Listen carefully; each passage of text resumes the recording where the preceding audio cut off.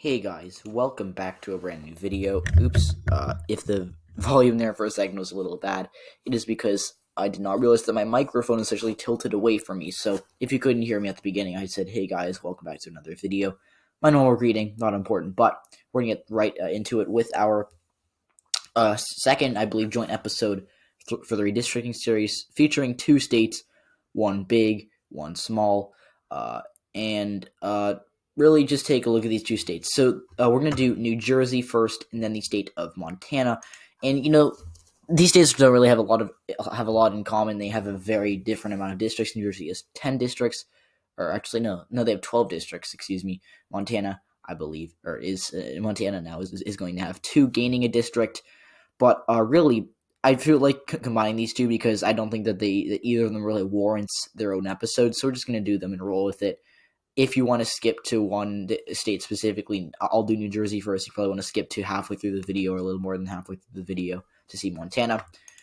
But yeah, so to take a look at our first map I made, it is this map of the state of New Jersey, where I tried to make every district as democratic as I could. Obviously, I was not perfect. In fact, there was actually a district that I think I could have spread out better, the 8th district, as well as this district kind of Camden-based in the 12th district.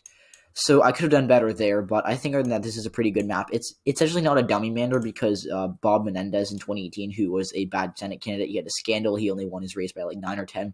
He would have created 10 out of the 12 districts. He would have lost the second in the 11 districts by pretty close margins. And then Hillary Clinton, I think she probably would have carried a 10 of 12 districts as well. So 10 districts would be pretty safe for the Democrats, unless they ran a really atrocious candidate who'd find a way to lose the 9th, which is, again, one of these snake districts. So, yeah, New Jersey, that map, very atrocious, very ugly map. But the Democrats, if they hypothetically did have complete control of New Jersey, which they do not, by the way, there's an independent commission that actually leans Republican, that they could draw a map as crazy as this. So now taking a look at a map that I literally just finished making for this video, this is my New Jersey Republican map. Again, it's not perfect, but it kind of does its job because it packs the Democrats into basically as many as few safe districts as possible. So they get 3 districts kind of in the Trenton area, or no, in the Newark area. They get 1 just kind of stretches across here. This district I tried to make it as Republican as possible. There just simply weren't enough Republican suburbs out here to compensate. But if the Republicans ran a good candidate, they could certainly flip this district.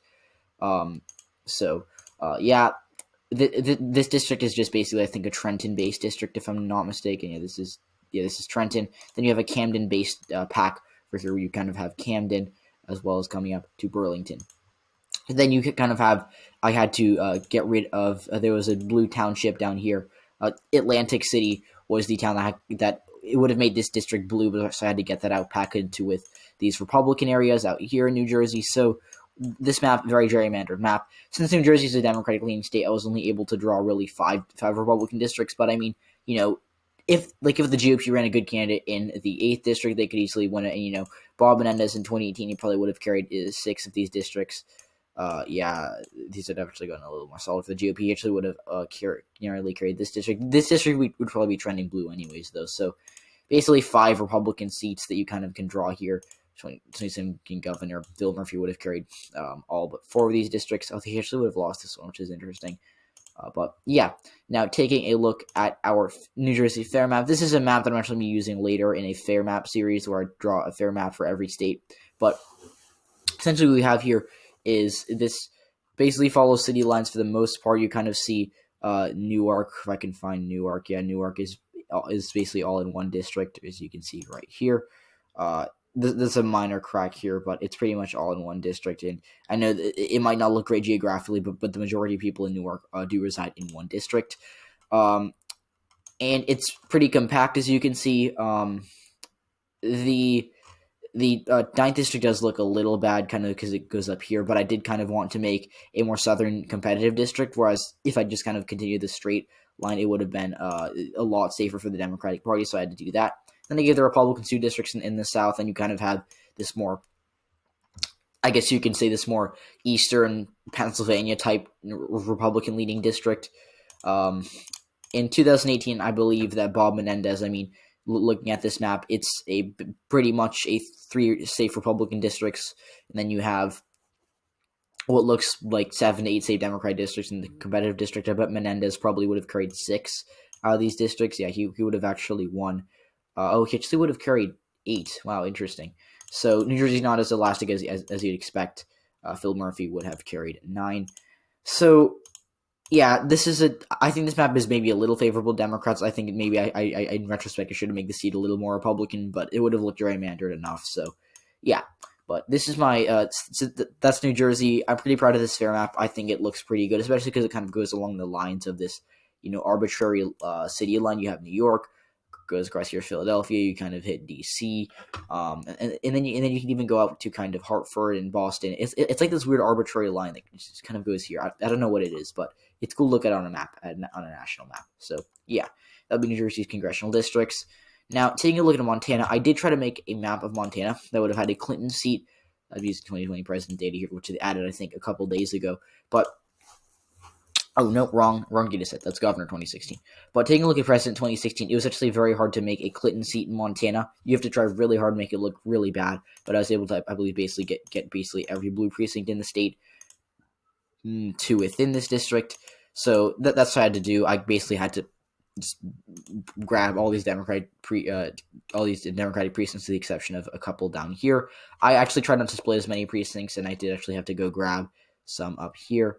And basically every Native American reservation, by the way, is in this district. So yeah, obviously compactness score would be terrible, and this other district here, Clinton would have only carried it by. She would have literally only carried it if we take a look at, I think, the vote totals.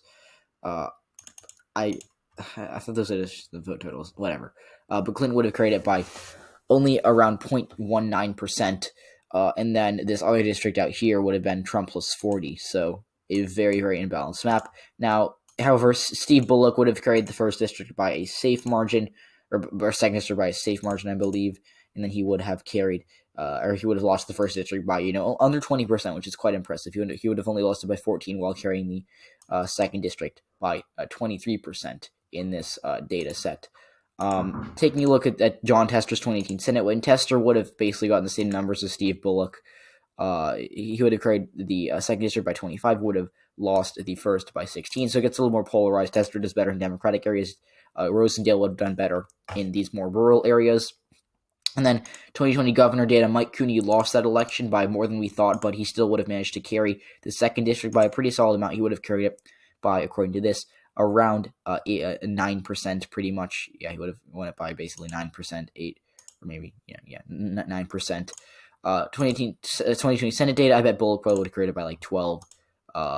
That's my guess. Yeah, he would have won it by basically 11.5% according to this data set. So this district will be by far the most competitive. Obviously, there's really no way a Democrat would win the first district unless they, got like Max Baucus 2008 numbers, but that's obviously not realistic at all. President 2020 data, Joe Biden would have carried the district, which is pretty interesting to see. You can draw a Biden district in Montana, but he would have only carried it by 6. So yeah, I would expect this district to vote Democratic mostly because congressional Democrats usually outrun, national Democrats. We see Democratic gubernatorial candidates, Senate candidates, House candidates always doing better for whatever reason than presidential candidates, and I think the Democrats would probably hold on to the seat for the majority of the time. So yeah, you can draw a Clinton seat in Montana, and using 2020 president data, Biden would have won it. 2016 composite, it would have been.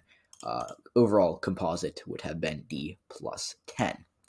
Now, for my redistricting prediction for Montana, which is basically a Republican gerrymander, they technically have an independent commission, but it's going to be a Republican commission there. What's going to happen is the Montana state legislature is the state House leader and the state Senate leader is going to pick each, I believe, 2 commissioners.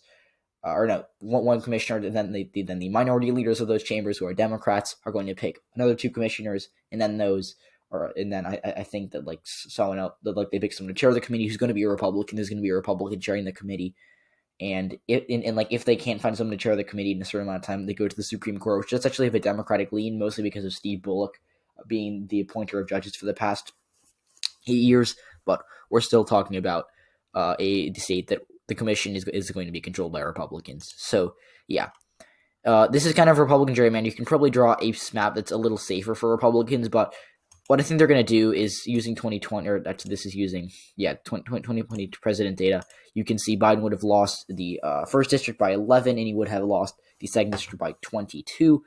So, not too imbalanced. The county lines aren't great. I mean, like, it follows them for the most part. Actually, it's better than I thought. Yeah, it only cracks it only cracks 3 counties, but really, this is a map that the Republicans are probably going to draw. It's favorable to them. They could, in a blue wave, lose the first district, especially the Democrats ran a good candidate, but it's still among the most favorable maps they can possibly draw.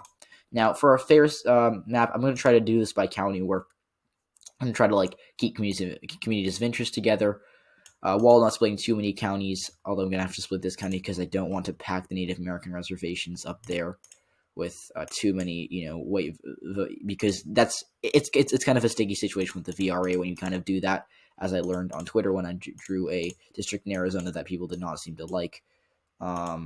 Gallatin County is interesting, yeah, because I do think that there should actually be a Democratic district in Montana. Yeah, okay, whatever. So I guess what I'm going to have to do is I'm going to have to draw a seat in Montana that's going to be narrowly Republican leaning, because I'm trying not to split too many counties. So you're going to draw a seat in Montana that's narrowly Republican leaning, then fill in the rest for a safe Republican seat. You obviously cannot pack. It would not be legal to pack every single Native American reservation in the state into one district. That would be struck down by the courts in a second. But I believe that they'd be fairly balanced in terms of which district more majority minority. They're both around, the first district is 10% minority, the second is 12.5% minority. This is coming from Native American reservations. And then right here, you can kind of see that the Republicans would have a 3-point advantage using composite data in the first district, although I'm not a fan of this data set because it does overestimate Democrats by a couple points. Biden probably would have lost the district by 6 or 7 based on what I'm seeing here. Yeah, he would have lost it by 6.5%. I believe Bullock would have carried the district in his 2020 Senate run. Actually, would not have. He would have lost it by just 0.4%. And then I bet Cooney would have lost by a similar margin. Tester probably would have carried this district. Yeah, he actually would have carried it by a lot and only lost this one by. Yeah, so you can actually draw. This is actually pretty fair because Tester would have carried these districts. I mean, he would have carried the first by 11 points, and then only lost the second by 4, which nets out pretty solid. Mayor Bullock, similar thing. But overall, I mean, using 2020 president data, which is probably the best you're going to do, maybe 2020 Senate, because congressional Democrats usually do better than presidential nominees. You see a map that we have one safe Republican seat, one competitive seat, and while, not splitting counties too much and keeping communities of interest together, while not packing Native Americans into just one district. You can see you have this reservation up here in one district, then you have some others across here. So, yeah, that's it for this video, guys. I hope you enjoyed. If you did, please leave a like, subscribe to the channel if you haven't already, and I'll see you all in the next video.